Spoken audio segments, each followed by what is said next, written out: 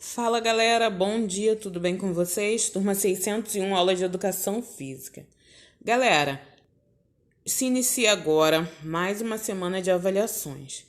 Nós já comentamos todo o conteúdo das nossas avaliações, nós já tiramos todas as dúvidas. Eu espero que vocês façam a nossa avaliação com bastante atenção e eu tenho certeza que vocês vão arrasar mais uma vez. Na semana passada, nós estávamos falando sobre as modalidades das Olimpíadas de Inverno e nós paramos aqui no esqui estilo livre. O esqui estilo livre é basicamente uma corrida em esquis, certo? Onde os atletas eles devem descer esquiando sobre uma pista que favoreça a formação de neve, a partir do movimento dos esquis, como vocês podem ver aqui nessa imagem ao lado. Eles devem realizar a prova no menor tempo possível. E durante esse percurso, eles devem realizar pelo menos 2 movimentos acrobáticos, 2 manobras lá. Essa categoria, essa primeira que nós falamos agora, onde eles fazem essas 2 acrobacias, se chama molgos. Molgos porque esse é o nome que se dá para essa formação de neve que vocês estão vendo aqui na imagem. Essa primeira categoria é a molgos. E a segunda categoria é o aerials, que é diferente dos molgos, porque no percurso tem 5 a 7 mini rampas, onde o atleta deve executar no mínimo 2 saltos. Então, esqui estilo livre é basicamente uma corrida de esquis que tem 2 categorias. A primeira se chama molgos, onde o atleta deve esquiar, né, nessas formações de neve aí, como vocês podem ver. E a segunda é o aerials, onde o atleta deve fazer 2 saltos em uma das 5 a 7 rampas que estão localizadas no percurso. Então, mais uma modalidade das Olimpíadas de Inverno, esqui estilo livre. A próxima modalidade aqui, galera, é o esqui com saltos, esqui de saltos, né? Cada atleta vai saltar lá da plataforma, assim como nós temos aqui na imagem. O objetivo é obter a maior distância possível. Mas é claro que isso é considerada a dificuldade do salto, né? A dificuldade que a manobra que o atleta realizou apresenta. Cada atleta vai saltar 2 vezes. E essa prova ela contém as seguintes categorias, né? 70 metros para o feminino, 90 para o masculino e 90 por equipe masculino, certo? Essa modalidade é o esqui com salto. A próxima modalidade que nós vemos aqui das Olimpíadas de Inverno é o esqui alpino. Essa prova ela é uma descida de esqui, só que diferente daquela pista onde nós percebíamos algumas formações de neve, né? Essa daqui já é uma descida de montanhas. E vence quem conseguir desviar dos obstáculos e cumprir o percurso no menor tempo. Imagina, galera, a gente tendo que descer de esqui uma montanha, ainda desviando dos obstáculos. Deve ser uma prova cheia de emoção, não é mesmo? E essa prova, ela tem algumas variações que se dão em função dos obstáculos que são postos ou mais próximos, né? Obstáculos mais pertinhos, ou mais distantes. Os que se tem obstáculos mais próximos, o atleta ele acaba sendo uma prova mais lenta, né? Com um pouco menos de velocidade, porque ele vai precisar desviar de vários obstáculos que estão ali pertinho um do outro, né? E a segunda modalidade, né, é com obstáculos mais distantes, o que vai proporcionar essa prova uma velocidade bem alta, bastante adrenalina. Próxima modalidade, esqui cross country. Essa prova ela varia entre 7,5 e 50 quilômetros. É uma distância, provas bem diferentes, né? Entre 7,5 e 50 quilômetros. Aí, dependendo, né, dessa categoria, né, dessa variação aí, o atleta vai percorrer esse trajeto ou em esquis paralelos, que é a técnica mais clássica, né, mais tradicional do cross country, ou com movimentos que ele pode empurrar o esqui para trás lateralmente, ou o esqui paralelo, ou, como nós estamos vendo aqui na imagem, ou com os esquis na lateral. O esqui paralelo é o mais tradicional. Vamos agora para a próxima modalidade das Olimpíadas de Inverno. Próxima modalidade é a patinação artística, uma modalidade um pouco mais tradicional aqui no Brasil, né? Essa prova ela pode ser individual ou em duplas. O objetivo é fazer uma coreografia, né? Uma dança ali sobre os patins. E é um esporte que envolve dança, patinação e música. É um esporte também de muita elegância. Nessa modalidade, galera, ainda existem pessoas que insistem em divulgar pensamentos preconceituosos. Mas essa modalidade não é uma modalidade feminina ou não é uma modalidade masculina. É uma modalidade de dança, uma modalidade de pessoas. Nós temos aqui um patinador brasileiro que está aqui fazendo seu espetáculo com grande glamour e grande sucesso, né? Grande maestria. Bem bonito. Vamos para a próxima modalidade. Patinação de velocidade sobre o gelo. Gente, essa daqui ela é bem simples, né, de compreender. O próprio nome dela já diz, é uma patinação onde as pessoas fazem isso com alta velocidade, ela é realizada sobre o gelo, sempre numa pista fechada.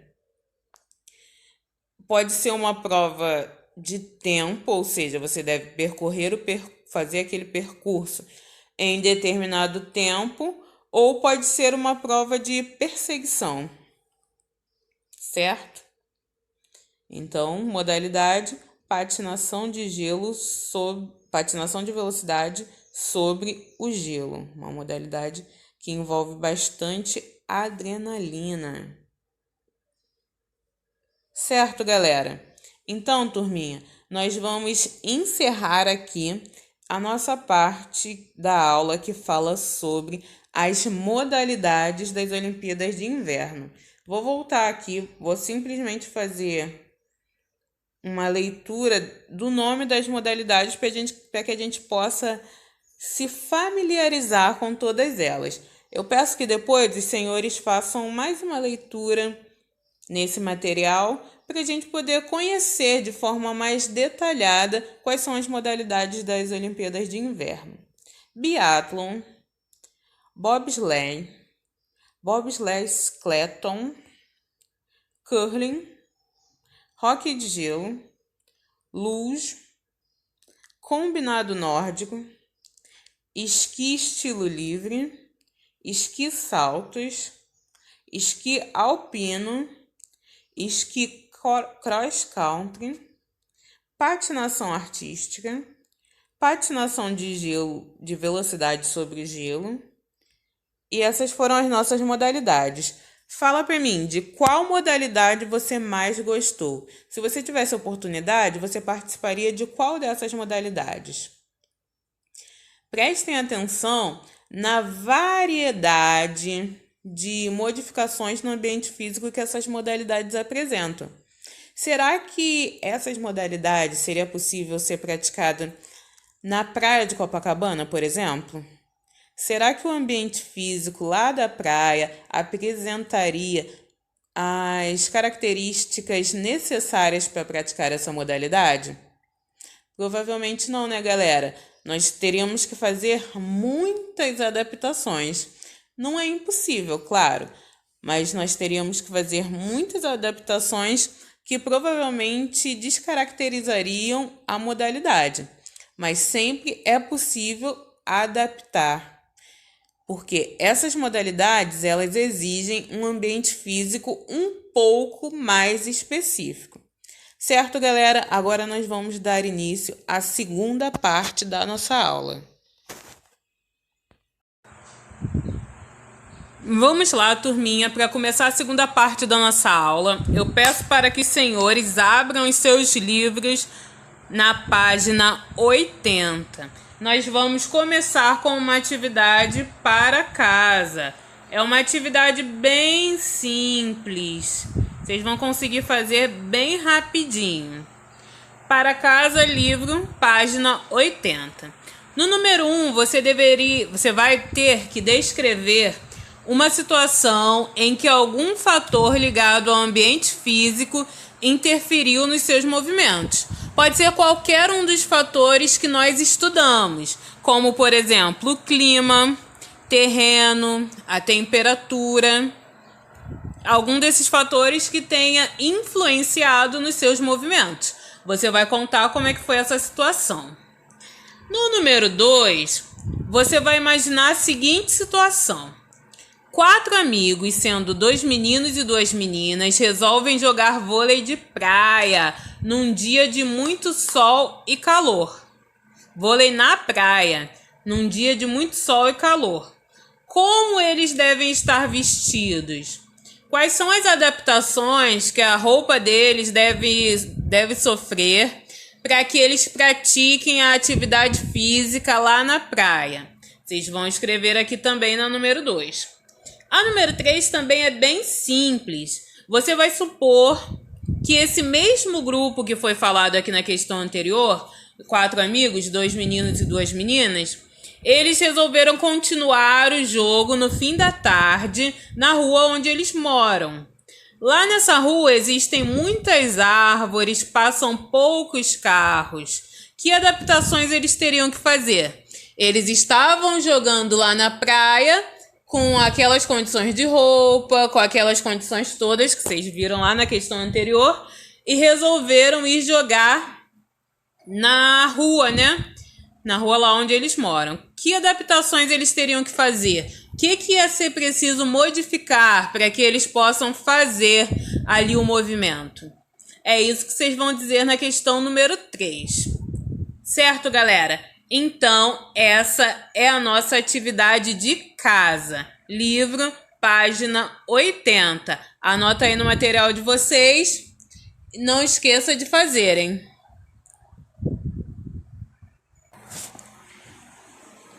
Bem, galera, agora eu quero perguntar para vocês se vocês conhecem esses símbolos aqui. Como tem uma colinha aqui em cima, né? Esse é o alfabeto em Libras. Libras nada mais é do que a língua brasileira de sinais. As Libras, elas são reconhecidas oficialmente. É uma forma oficial de comunicação através dos movimentos.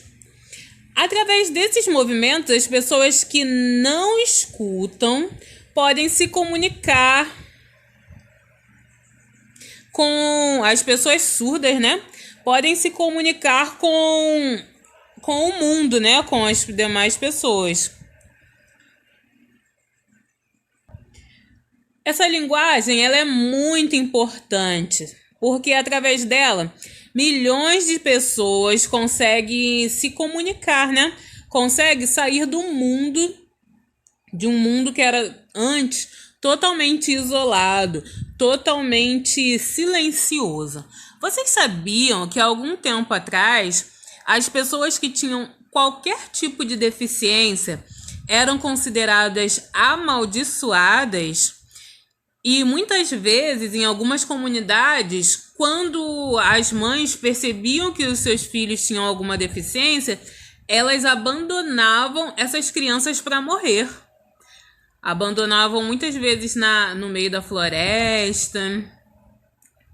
Ou ainda de algum tempo para cá, isso não muito antigamente, há 30, 40 anos atrás, quando uma pessoa com deficiência estava em uma família, essa pessoa, ela vivia trancafiada dentro de casa. Ela não tinha direito de sair, não tinha direito de se comunicar, de conhecer o mundo fora daquela realidade ali da casa deles. Muitas vezes ficava confinada em um único quarto, onde nem mesmo as pessoas que moravam naquela casa tinham acesso àquele indivíduo, só porque ele tinha uma deficiência. Hoje, galera, a comunidade de pessoas com deficiência já conquistou muitos direitos e eles já provaram que eles são capazes de muitas coisas. E eles merecem todo o nosso respeito. Mas voltando aqui às Libras, né? Nós temos aqui o alfabeto em Libras. Vamos ver no nosso livro, unidade 14, o que o nosso livro diz sobre o ser humano que se expressa através dos movimentos. Abram o material de vocês, livro, página 81. Então, galera, nós acabamos de ver que Libras foi uma linguagem que surgiu naturalmente, assim como surgiu o português, né? E nós precisamos ver que as Libras são uma forma de comunicação através de gestos. Aqui no nosso espaço Olha o Movimento, na página 81, nós podemos ver que existe uma grande quantidade de gestos, que às vezes tem somente pequenas variações. E um exemplo que nós temos aqui é esse gesto aqui. Por exemplo, se eu pego esse gesto e encosto aqui, ó, no meu queixo, em Libras significa desculpe. Agora, se eu faço isso aqui, ó, na minha cabeça, aqui perto da minha fonte, eu quero dizer para evitar. É um sinal que significa evitar. Mas agora, se eu faço assim, ó, na minha camisa, eu quero saber a idade. Através de uma expressão mais interrogativa, né? Assim, na face. Fico perguntando, ó, qual é a sua idade? Certo, galera? Então, o que nós precisamos? Nós precisamos entender que é necessário que haja respeito para todas as formas de expressão através dos movimentos. Seja elas as Libras, as danças, os jogos, as modalidades esportivas. É necessário que todos nós sempre tenhamos muito respeito sobre essas manifestações. Galera, eu vou deixar aqui mais uma atividade para os senhores, somente uma atividade de leitura. Livro, página 81. Vou pedir para que os senhores leiam com calma essa parte que fala um pouquinho sobre as Libras e sobre esses gestos que nós já conversamos. Certo? Vou encerrar aqui a aula de hoje. Fiquem com Deus e até a semana que vem.